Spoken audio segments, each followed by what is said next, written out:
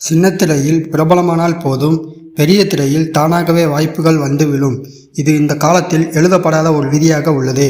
அப்படி சின்னத்திரையில் இன்றைய தேதிக்கு ஏராளமான பிரபலங்கள் நடித்துள்ளனர். அவர்கள் தங்களது அழகு மற்றும் நடிப்புகள் மூலம் ஏராளமானோர் பிரபலமாகி வருகின்றனர்.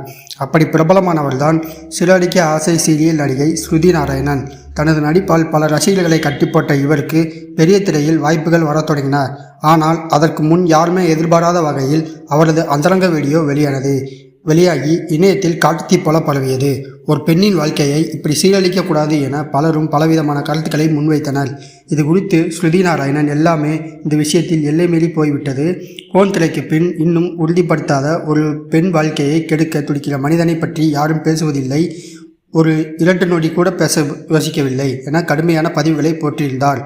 உணர்வுகளை கொண்ட பெண்தான் நானும் என்பதை எத்தனை முறை சொல்வது, தயவு செய்து இதை நிறுத்துங்கள் என்று ஆண்களை வாசைபாடியிருந்தார். இவர் இப்படி யோசிக்கும் போது அடுத்து வீடியோக்கள் வெளியாகி பரபரப்பை ஏற்படுத்தியது.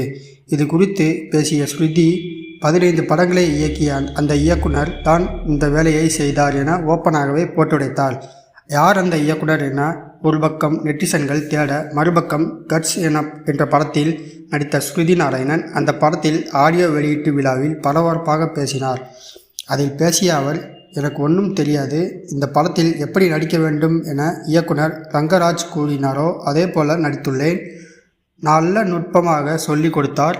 அவர் உங்களுக்கு ஆதரவாக இந்த படத்துக்கு வேண்டும், எப்படி செய்ய வேண்டும், என்ன செய்ய வேண்டும் என இயக்குனர் அத்தனையும் கற்றுக் கொடுத்தார். கட்ஸ் படத்தில் 2வது கதாநாயகியாக நான் நடித்துள்ளதாகவும் அந்த கதாபாத்திரம் நன்றாகவே வந்துள்ளதாகவும் ஸ்ருதி போல்டாக பேசியது ஆச்சரியத்தை ஏற்படுத்தியுள்ளது.